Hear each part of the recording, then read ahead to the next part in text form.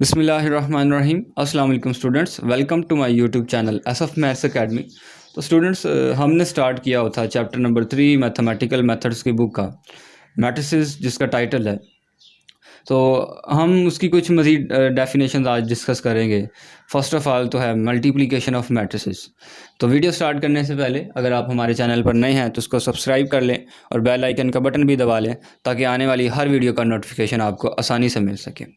सो first definition है multiplication of matrices. अब multiplication of matrices की डेफिनेशन ये है, two matrices A and B, यानी दो मैट्रिसेस ए और B are said to be conformable for the multiplication if number of the columns of A equal to number of the rows of B। यानी कि जो ए matrix है उसके number of the columns बराबर होने चाहिए rows of the matrix B. First जो matrix है उसके कॉलम्स की तादाद वो बराबर होनी चाहिए सेकंड मैट्रिक्स की रोज़ की तादाद के। तो देन हम कहेंगे ये जो मैट्रिसेस ए एंड बी है ये कन्फर्मेबल फॉर मल्टीप्लिकेशन है। ठीक है, फर्स्ट ऑफ ऑल हम इनको ऑर्डर वाइज देखते हैं। ऑर्डर वाइज से मुराद यानी कि अगर आपके पास एक मैट्रिक्स ए है उसका ऑर्डर m क्रॉस n है, ऑलराइट, एंड जो सेकंड मैट्रिक्स b है उसका ऑर्डर n क्रॉस p है। अब अगर आप जब दो मैट्रिसेस को मल्टीप्लाई करेंगे तो रिज़ल्ट यानी कि जो रिज़ल्ट आएगा रिज़ल्ट वो भी आपके पास एक मैट्रिक्स ही होगा। अब उस मैट्रिक्स को हम C कह देते हैं, यानी A और B को मल्टीप्लाई करने के बाद एक मैट्रिक्स आता है उसका नाम हम C रख देते हैं। अब उसका ऑर्डर भी m क्रॉस p है। अब आप ये कैसे पता चला कि m क्रॉस p है? सो यहाँ पर देखें, आप यहाँ पर जो सेम होंगे यानी कि राइट से लेफ़्ट की तरफ जो सेम होंगे उनको कैंसिल कर देना है, और ये जो आपके पास लेफ़्ट से राइट की तरफ होंगे वो आपके पास आ जाएंगे, उसका ऑर्डर आ जाएगा। ठीक है, ये तो ऑर्डर वाइज था। अब हम जनरल मैट्रिक्स लेके देखते हैं कि मल्टीप्लिकेशन कैसे करनी है। लेट कर लें आपके पास एक मैट्रिक्स ए है और सेकंड मैट्रिक्स बी है। अब उनका जो प्रोडक्ट होगा उनसे भी एक नया मैट्रिक्स आएगा जिसका नाम हम सी रख देते हैं, ये वाला।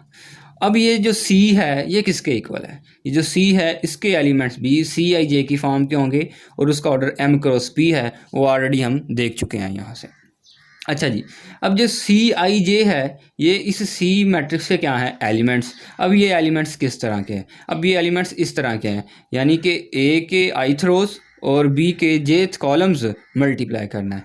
अभी मैं एग्जांपल कराऊंगा तो आपको क्लियर हो जाएगा कि जब मल्टीप्लाई करना है तो तब आपने रोज़ को कॉलम से मल्टीप्लाई करना है। ठीक है, और जब चेक करना है तो पहले जो पहला मैट्रिक्स है उसके कॉलम्स को चेक करना है, उनकी तादाद बराबर होनी चाहिए दूसरे मैट्रिक्स की रोज़ की तादाद की। ठीक है, अब देखें ये आपके पास ith रो ऑफ ए है और ये जेथ कॉलम ऑफ बी है।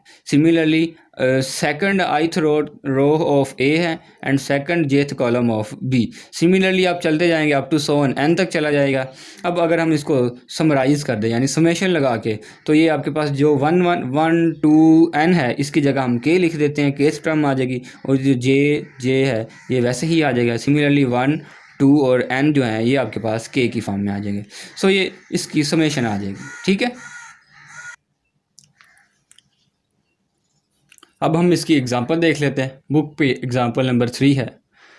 टू मैट्रिसेस गिवन है, हमने उनकी मल्टीप्लिकेशन फाइंड करनी है, यानी उन दोनों को मल्टीप्लाई करना है। एक मैट्रिक्स ए है, दूसरा मैट्रिक्स हमारे पास बी है। तो फर्स्ट ऑफ ऑल आप उसको यूँ लिख लेंगे प्रोडक्ट की फॉर्म में। अब उनको मल्टीप्लाई करना है। फर्स्ट ऑफ ऑल आपने ये चेक करना है क्या ये मल्टीप्लाई हो सकते हैं या नहीं हो सकते। तो कैसे मल्टीप्लाई करना है, डेफिनेशन को अप्लाई करें इसके ऊपर। तो ये जो फर्स्ट ए मैट्रिक्स है इसके कॉलम्स चेक करें, इसके कॉलम्स आपके पास 2 हैं, और इसकी मैं सेकंड जो मैट्रिक्स बी है उसकी आप रोज़ चेक करें, उसकी रोज़ भी 2 हैं। अब ये दोनों बराबर हैं, it's mean they are conformable for multiplication. अब आप इनको सिंपल मल्टीप्लाई कर दें। अब जब मल्टीप्लाई करना है तो ज़रा गौर से, जब मल्टीप्लाई करना है तो क्या करना है, जो फर्स्ट मैट्रिक्स होगा उसकी रो ले लेनी है और नेक्स्ट मैट्रिक्स के कॉलम ले लेना है। ठीक है, अब देखें पहले एलिमेंट्स को पहले के साथ, दूसरे को दूसरे के साथ, अगर यहाँ पे तीसरा होता तो उसको तीसरे के साथ मल्टीप्लाई करना था। ठीक है, सो 1 मल्टीप्लाई बाय 1 यूँ लिख लेंगे, प्लस दरमियान में लगा लेना, फिर 2 मल्टीप्लाई बाय 0 यूँ लिख लिया। सिमिलरली अब इसी रो को आपने नेक्स्ट कॉलम के साथ, ठीक है, जो पहली रो होगी ना उसको सेकंड मैट्रिक्स के हर एक कॉलम के साथ आपने मल्टीप्लाई, जितने मर्जी कॉलम हो जाएं। तो अब सेकंड कॉलम के साथ मल्टीप्लाई करें, 1 मल्टीप्लाई बाय 1 यूँ लिख लेंगे, फिर 2 मल्टीप्लाई बाय 2 इस तरह लिख लेना, ठीक है। अब इस रो की अगर दूसरे मैट्रिक्स के कॉलम अब ख़त्म हो चुके हैं तो फिर उस रो को भी छोड़ देना आपने, फिर नेक्स्ट रो पे चले जाना। अब इस रो को देखें, ठीक है। अब इस 3 को 1 से मल्टीप्लाई कर दें, यूँ लिख लेना है, फिर प्लस लगाएंगे, फिर 4 को 0 से मल्टीप्लाई करना, यूँ लिख लेना, ठीक है। सिमिलरली अब नेक्स्ट कॉलम के साथ मल्टीप्लाई करना है तो 3 मल्टीप्लाई बाय 1 ये आ जाएगा, फिर 4 मल्टीप्लाई बाय 2 आपने इस तरह लिख लेना। अब आप इनको सिंपलीफाई कर दें, सो 1 multiply by 1 plus 2 multiply by 0, so 1 plus 0 कितना हो गया, 1 आ जाएगा हमारे पास, ठीक है। इसी तरह 1 मल्टीप्लाई बाय 1 और 2 मल्टीप्लाई बाय 2 4, 4 प्लस 1 ये आपके पास 5 आ जाएगा। Similarly 3 multiply by 1 3 and 4 multiply by 0 0 आ जाएगा, सो 3 ही आ जाएगा हमारे पास ये, ठीक है। इसी तरह अब 3 multiply by 1 plus 4 multiply by 2 8, 8 plus 3 आपके पास 11 आ जाएंगे, ठीक है। अच्छा, यहाँ पे एक चीज़ आपने देखनी है ज़रा, वो चीज़ क्या है। अब हम यहाँ पे देखेंगे कि कम्यूटेटिव प्रॉपर्टी मैट्रिसेस में होल्ड करती है या नहीं। अब कम्यूटेटिव प्रॉपर्टी क्या है, कम्यूटेटिव प्रॉपर्टी ये है विद रिस्पेक्ट टू मल्टीप्लिकेशन देखनी। कम्यूटेटिव प्रॉपर्टी ये है, लेट करते हैं अगर आप ए और बी वो रियल नंबर से बिलोंग करते हैं, ठीक है। तो मैं जनरल प्रॉपर्टी बता रहा हूँ, फिर हमने उनको मैट्रिसेस की फॉर्म में लेके आना है। A B belongs to R, यानी आर से मुराद रियल नंबर्स हैं। अच्छा, तो अब विद रिस्पेक्ट टू मल्टीप्लिकेशन करनी, विद रिस्पेक्ट टू मल्टीप्लिकेशन ये होता है कि आप दो नंबर्स को मल्टीप्लाई करें, देन उनका सीक्वेंस चेंज कर दें तो उनका आंसर जो है वो बराबर ही आता है। यानी A multiply by B this is equal to B multiply by A, यानी कि 2 मल्टीप्लाई बाय 3 और 3 मल्टीप्लाई बाय 2 दोनों तो साइड्स पे आपके पास 6 6 आंसर आएगा, ठीक है। तो ये आपके पास commutative property with respect to multiplication है। आपने इसी को मैट्रिसेस के ऊपर अप्लाई करना, ठीक है। मैट्रिसेस के ऊपर अप्लाई करें। अब मैट्रिसेस के ऊपर कैसे अप्लाई करेंगे, आपने ए बी फाइंड कर लिया, सिमिलरली आपने बी ए फाइंड करना है, तो बी ए फाइंड कर लें उसी पैटर्न पे। अब बी को पहले लिख लें, ए को बाद में लिख लें। अब आप उसी तरह मल्टीप्लाई करें, पहला जो मैट्रिक्स है उसकी रोज़ ले लेनी है और नेक्स्ट वाले मैट्रिक्स के कॉलम्स ले लेना है। सो 1 मल्टीप्लाई बाय 1 उसको यूँ लिख लेना है, फिर 1 मल्टीप्लाई बाय 3 उसको यूँ लिख लेना है। इसी तरह अब नेक्स्ट कॉलम के साथ 1 multiply by 2 plus 1 multiply by 4। अब इस रो की बारी ख़त्म, नेक्स्ट रो को ले लेंगे हम 0 multiply by 1 plus 2 multiply by 3। इसी तरह 0 multiply by 2 plus 2 multiply by 4 आ जाए। अब इसको सिंप्लीफाई कर लें, 1 multiply by 1 plus 3 multiply by 1 3 plus 1 आपके पास 4 आ जाएंगे। इसी तरह 4 1 the 4 and 2 multiply by 1 4 plus 2 6 आ गया। 0 multiply by 1 0, 3 multiply by 2 3, 3 plus 0 आपके पास 3 ही आ जाएंगे। इस तरह इसको देख लें, 0 multiply by 2 0 and 4 multiply by 2 8, 0 plus 8 आपके पास 8 ही आ जाएंगे। अच्छा जी, अब आप चेक कर लें ए बी और बी ए इन दोनों के प्रोडक्ट आंसर्स ये देखें, क्या ये इक्वल हैं, ये दोनों इक्वल नहीं हैं। इसका मतलब ये हुआ कम्यूटेटिव प्रॉपर्टी मैट्रिसेस में होल्ड नहीं करती, जो कि इस तरह है, ये A B is not equal to B A, this is commutative property with respect to multiplication of matrices. Understand. अच्छा जी, नेक्स्ट एग्जांपल हमारे पास एग्जांपल नंबर 5 है। अब हम बेसिकली चेक करेंगे इसके ऊपर कैंसलेशन लॉ को, ठीक है। तो मैं बता दूंगा साथ कैंसलेशन लॉ क्या होता है। एग्जांपल नंबर 5 में आपके पास 3 मैट्रिसेस हैं, अब वो 3 क्रॉस 3 के हैं, ठीक है। ये मैट्रिसेस गिवन है, आपने क्या करना है, first of all A B find कर लेना है, यानी ए बी का प्रोडक्ट, देन आपने ए सी का प्रोडक्ट फाइंड कर लेना है। तो इस तरह आपके पास ये प्रोडक्ट आ जाएगा, ठीक है।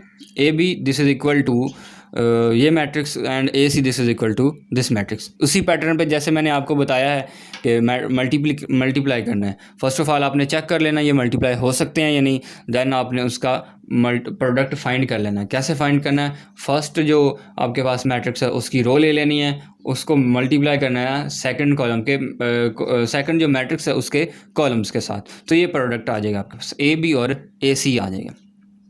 अगर ना समझ आए तो आपने एग्जांपल नंबर 2 देखनी है, वो उससे आपको वाज़ेह समझ आ जाएगी सारी चीज़ों की, वो मल्टीप्लाई किया 3 क्रॉस 3 को। अच्छा, अब देखिए यहाँ पे कैंसलेशन लॉ भी होल्ड नहीं करता।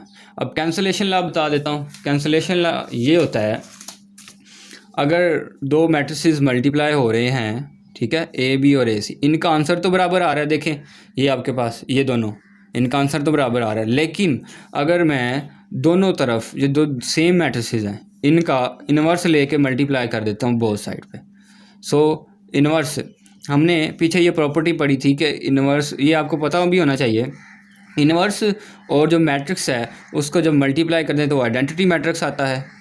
ठीक है, अब ये देखें, ये आइडेंटिटी मैट्रिक्स को किसी भी मैट्रिक्स के साथ मल्टीप्लाई करें तो वही मैट्रिक्स आ जाता है। तो ये बी क्रॉस सी जो है, बी जो है वो इक्वल टू सी नहीं है। आप एग्जांपल से देख सकते हैं, ये देखिएगा, ये बी और सी आपस में इक्वल नहीं है, तो डैट्स मीन हम क्या लिखेंगे, B is not equal to C. तो इसलिए कैंसलेशन लॉ भी मैट्रिसेस में होल्ड नहीं करता। ओके जी, नेक्स्ट थ्योरम्स हैं आपके पास 3.15। If A B C are conformable for indicated sums and products. Indicated sums यानी सम्स की डेफिनेशन भी हम कर चुके हैं और प्रोडक्ट्स की भी, यानी कि वो कन्फर्म बात है, वो सम भी हो सकते हैं और प्रोडक्ट भी उनका लिया जा सकता है। अब उनकी कुछ प्रॉपर्टीज़ हैं, यानी ए, ये एसोसिएटिव लॉ है, A multiply by B multiply by C, this is equal to A multiply by B bracket सी।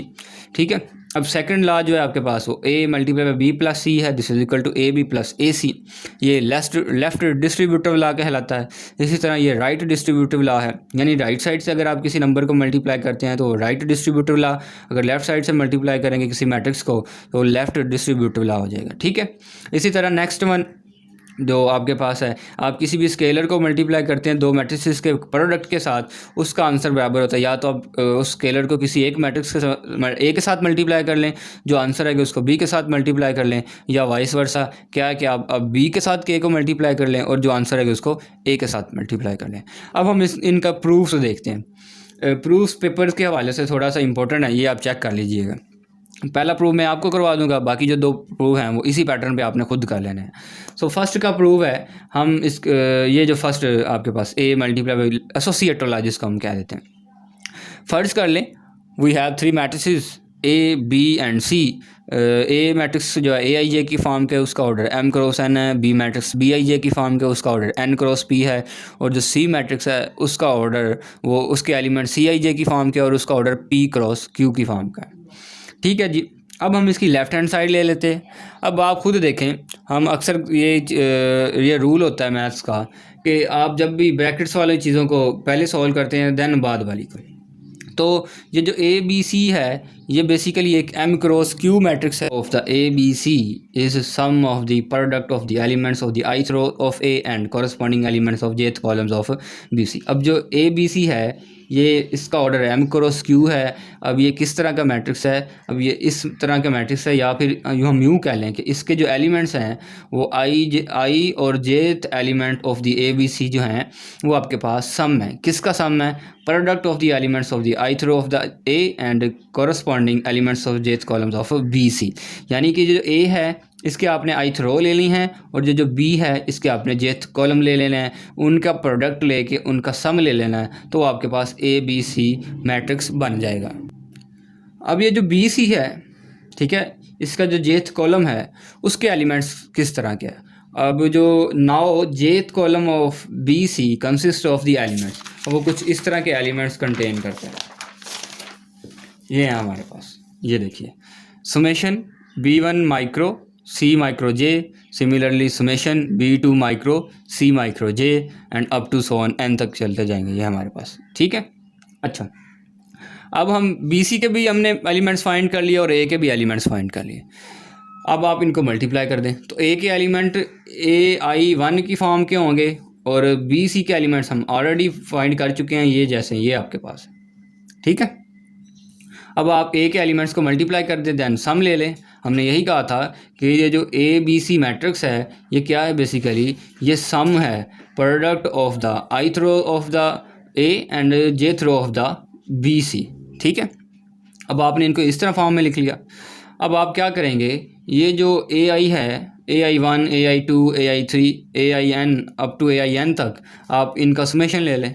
अब वो समेशन किस तरह का आ जाएगा, तो नेक्स्ट डेफिनेशन है हमारे पास ट्रांसपोज ऑफ अ मैट्रिक्स, यानी किसी मैट्रिक्स का ट्रांसपोज लेना है। अब वो क्या होता है, लेट करें आपके पास एक मैट्रिक्स है ए आई जे की फॉर्म का, उसका ऑर्डर एम क्रॉस एन है, तो इसका जो ट्रांसपोज है उसको डिनोट इस तरह करते हैं, ए की पावर में आपने टी लिख लेना। ठीक है, अब वो एक मैट्रिक्स है, वो भी एक मैट्रिक्स ही है जिसका ऑर्डर है एन क्रॉस एन। तो you can see the difference between the orders of the matrix A and the order of the matrix A T, यानी ट्रांसपोज का।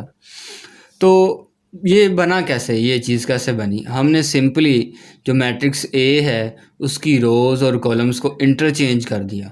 सो इंटरचेंज करने से के साथ आपके पास जो मैट्रिक्स आया उसको हम ट्रांसपोज कहते हैं, ठीक है। तो इसका मतलब ये हुआ कि आपके पास जो ट्रांसपोज है ए का, वो भी एक मैट्रिक्स है, ठीक है, वो बी आई जे है। उसके एलिमेंट्स किस तरह के? बी आई जे के फॉर्म के। तो मैट्रिक्स ए और मैट्रिक्स बी के जो एलिमेंट्स हैं वो सेम ही रहेंगे, वो चेंज नहीं होंगे, जस्ट उनकी आप रोज और कॉलम चेंज कर देंगे, ठीक है। It's mean B I J is equal to A I J. Understand? इसका दूसरा मतलब ये भी है कि जो ट्रांसपोज की फर्स्ट रो है वो बराबर है आपके पास, वो कॉलम है फर्स्ट ए का। सिमिलरली जो ए ट्रांसपोज की सेकंड रो है वो सेकंड कॉलम है मैट्रिक्स ए का, and up to so on, इस तरह आगे चलते जाएंगे, ठीक है।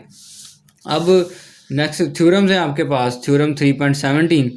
तो if matrices A and B are conformable for sum and the product, यानी कन्फर्म बात है, वो मल्टीप्लाई भी हो सकते हैं और ऐड भी हो सकते हैं, तो उनके ऊपर ये कुछ प्रॉपर्टीज़ होल्ड करती हैं।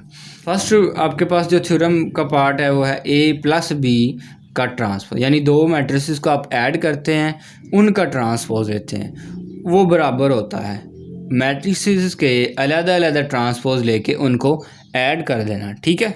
और ये इसी तरह सब्ट्रैक्शन के लिए भी होल्ड करते हैं, यानी आप दो मैट्रिसेस को सब्ट्रैक्ट करेंगे फिर इसका ट्रांसपोज लेंगे, वो बराबर होगा आपके पास दोनों मैट्रिसेस का सेपरेट ट्रांसपोज लेंगे, उसकी आप फिर सब्ट्रैक्शन कर देंगे, ठीक है। सिमिलरली अगर आप किसी मैट्रिक्स का ट्रांसपोज लेते हैं फिर अगेन उसका ट्रांसपोज ले लेते हैं तो वो वही मैट्रिक्स दोबारा आपके पास आ जाता है, ठीक है।